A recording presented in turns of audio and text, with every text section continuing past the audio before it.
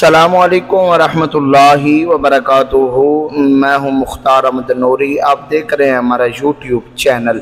خواب میں آم کا دیکھنا یا آم کا درخت دیکھنا یا آم کو کھانا، اس کی تعبیر کے حوالے سے آج ہم گفتگو کریں گے۔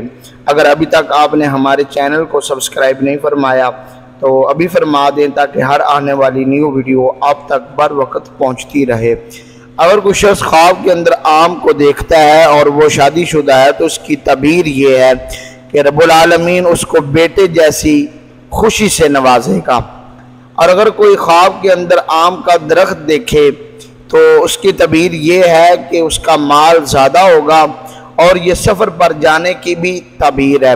اور اگر کوئی لڑکا یا لڑکی غیر شادی شدہ اس خواب کو دیکھے تو اس کی تعبیر یہ ہے کہ ان کی جلد ہی شادی ہو جائے گی۔ اور اگر کوئی سبز آم خواب کے اندر دیکھے تو یہ پریشانیوں سے بچنے کی دلیل ہے۔ اگر کوئی خواب میں دیکھے کہ اس نے آم کو کھایا ہے تو اس کی تعبیر یہ ہے کہ اس کے رزق میں اضافہ ہوگا اور اس کو غیب سے مدد حاصل ہوگی۔ امید کرتے ہیں کہ آپ کو یہ ہماری ویڈیو اچھی لگی ہوگی۔